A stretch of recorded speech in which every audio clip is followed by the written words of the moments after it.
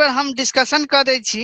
एहिमे अहाँके स्टेट के सिलेबसे के एहिमे बनाओल गेल छै।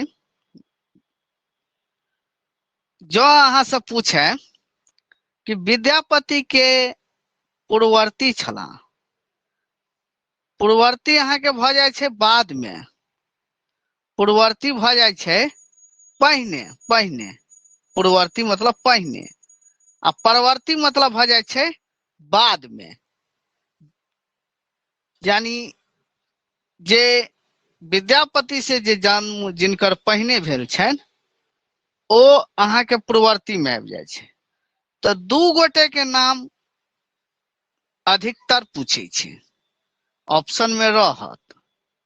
जो अहाँ सब पूछे विद्यापति के पूर्ववर्ती छलाह तऽ ज्योतिरीश्वर ठाकुर, ज्योतिरीश्वर ठाकुर, रीश्वर ठाकुर, और राजा में अहाँके जे छै से सेहो पहिने अबै छै हरिदेव ठाकुर, हरि सिंह, हरि सिंह देव, देव ठाकुर अहाँके भऽ जाइ छै। जो अहाँ सबसे पूछे विद्यापति के पूर्ववर्ती छलाह तऽ ऑप्शन में ज्योतिरीश्वर आ हरिदेव सिंह ई दूटा या तो ज्योतिरीश्वर रहत या तो हरिदेव सिंह रहत। अधिकतर अहाँके ज्योतिरीश्वर पूछे छै तऽ याद रखब ज्योतिरीश्वर भऽ जेतै। बाद बाकी परवर्ती पूछत, जो पूछे कि परवर्ती छथि तऽ परवर्ती में विद्यापति के बाद जते कवि लोकनि छै लगभग में सबके नाम अहूँ सब जानते छियै। जेना अमृतकर भऽ गेलै, चतुर्भुज भऽ गेलै, कंस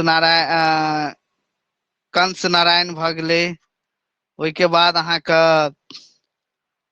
कीर्ति सिंह, शिव सिंह, मनबोध, गोविन्द दास, चन्दा झा, यानी हर्षनाथ, जते भी कवि लोकनि भेलै विद्यापति के बाद वाला तो ओकरा परवर्ती कहै छै। परवर्ती, परवर्ती, परवर्ती बाद वाला। तो जो पूछे विद्यापति के परवर्ती तो ओहिमे से किनको नाम रहते तो अहाँ सब दऽ देबै।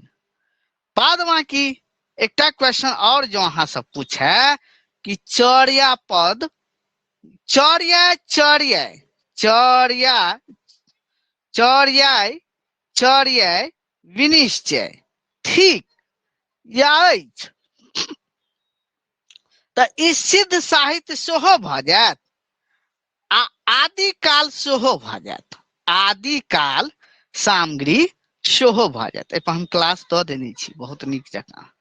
जो अहाँ सब पूछे तो या तो देखियो एहिमे देने रहत अहाँके सिद्ध साहित्य, मध्यकाल, आधुनिक काल तऽ या आदि काल देने रहते। दुनू जखन देने रहते तऽ 100 अधिक हेतै, 100 अधिक हेतै, याद राखब। तऽ चर्या चर्या विनिश्चय या चर्या पद या चर्या गीत ई बोध लोकनि के साहित्य भेलनि। तऽ ई जे छै से जो अहाँ सब पूछे तऽ ई अहाँके सिद्ध साहित्य सेहो भऽ जेतै आ आदि काल सेहो भऽ जेतै, आदि काल सेहो भऽ जेतै, याद राखब अहाँ सब।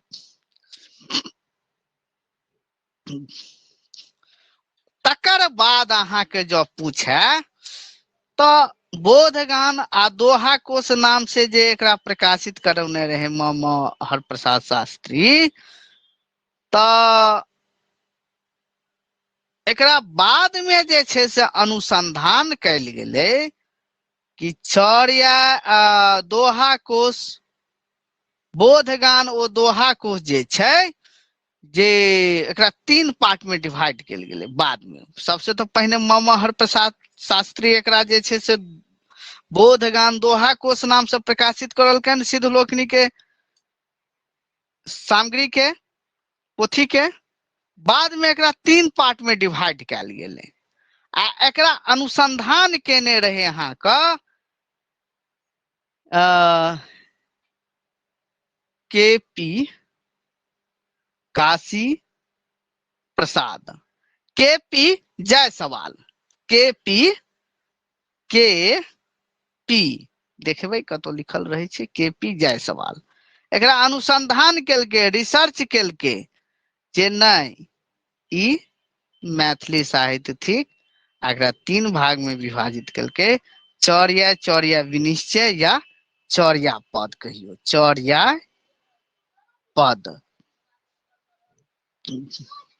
पद या चौर्या गीत और दोहा कोश दोहा कोश दोहा कोश दोहा कोश और डकार नव डकार नव डकार नव 3टा नाम से प्रकाशित केलकैन जैमे चौर्या पद आ डकारनव जे छै अहाँके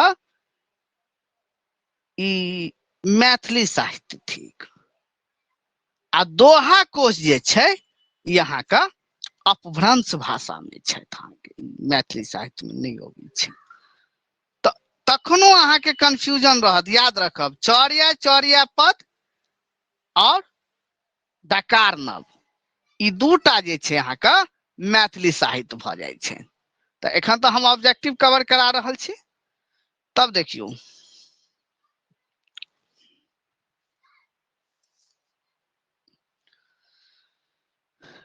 जो अहाँ सब पूछा डाक वचनावली थिक त आदिकालीन सामग्री डाक वचनावली डाक के घाघ जब पढ़ौने रही डाक आ घाघ ये आदिकालीन सामग्री थी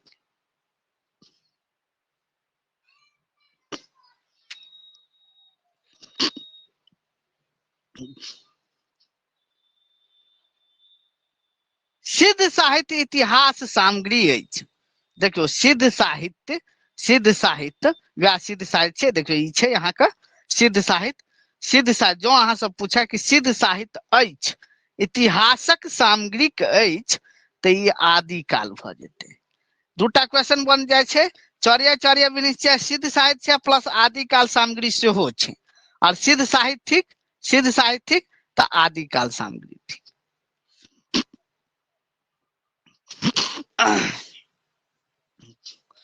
तकर बाद देखियो अहाँ के 5म जे क्वेश्चन अछि जो अहाँ सब पूछे कि वर्ण रत्नाकर थिक त ई अहाँ के आदिकाल सामग्री भ गेलै वर्ण रत्नाकर सबसे तो पहिने आदिकाल सामग्री भ गेलै एकर रचयिता के भ गेलै वर्ण रत्नाकर के रचयिता के भ गेलै तो ज्योतिरीश्वर ठाकुर भ गेलै के ज्योतिरीश्वर ठाकुर वर्ण रत्नाकर कतेक कलोल में विभाजित अछि त 8 कलोल में विभाजित अछि एकर 8म जो अहाँ सब पूछ लिया कि वर्ण रत्नाकर के कोन कलोल अनुपलब्ध अछि त वर्ण रत्नाकर के 8म कलोल अनुपलब्ध अछि अहाँ सबसे पूछे वर्ण रत्नाकर विभाजित अछि या अध्यायक सूचक अछि त कलोल में याद रखब अहाँ सब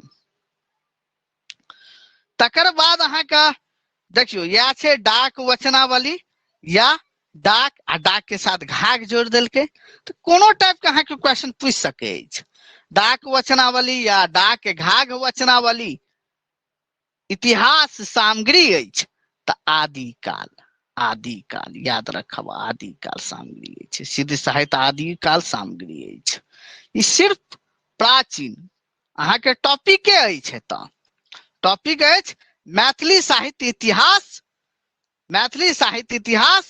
प्राचीन काल इकाई 12 हम भेज देने रही मुदा में बहुते किछ जोड़लिए दोसर नवका पीडीएफ है ऐसे पहले हम 4टा पीडीएफ पठेने रही में बाद में जे छै से और हम पीडीएफ में जोड़लिए या तकर बाद देखू अहाँ का धूर्त समागम जे अछि तो ओ याद रखब आदिकाल सामग्री अछि आदिकाल सामग्री में हम पढ़ेने रही अहाँ का धूर्त समागम जे कि आदिकाल पहिल नाटक भ गेल आदिकाल पहिल नाटक भ गेल मुदा एग्जाम में अधिकतर नाटक आ प्रहसन दुनू छै नाटक आ प्रहसन दुनू एकरा मानल जाइ छै। रूपक एकटा भेद अहाँके प्रहसन होइ छै, मच्छर कनी कर दै छै। रूपक और भेद भऽ गेल अहाँके नाटक और प्रहसन भऽ जाइ छै।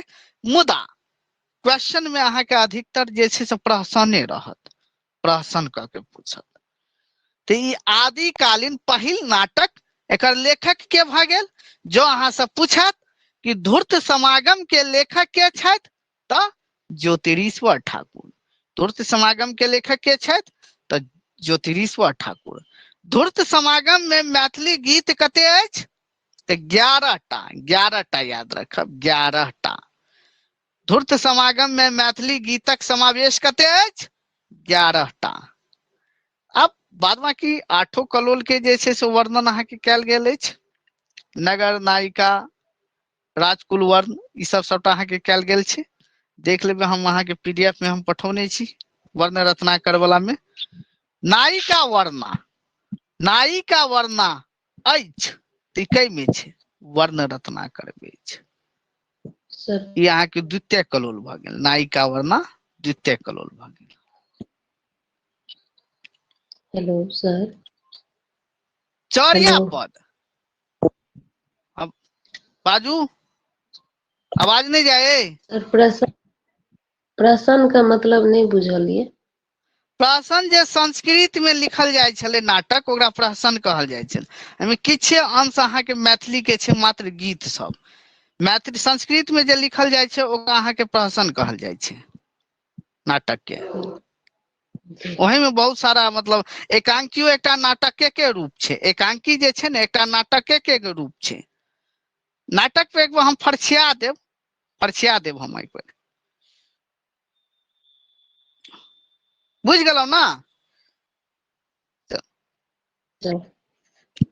तब देखू, चौरिया पद इतिहास, तो वह हम कहलहुं चौरिया पद पूछे, चौरिया गीत पूछे, चौरिया चौरिया विनिश्चय पूछे, ई आदिकाल सामग्री भऽ गेल और सिद्ध साहित्य सामग्री भऽ गेल, याद राखब।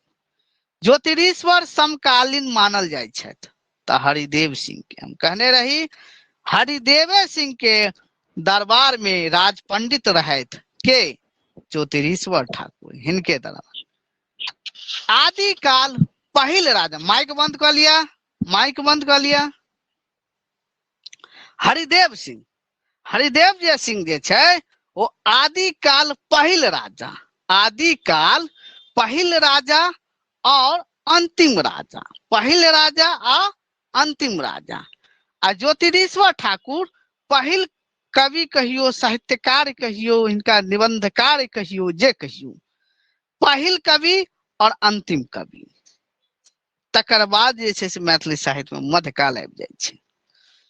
नासे काल विनाशे बुद्धि कहने छथि, किनकर उक्ति थिक तऽ ई डाक के उक्ति छथि। इमे हम वीवीआई मात्र ऑब्जेक्टिव सब लऽ के आयल छी।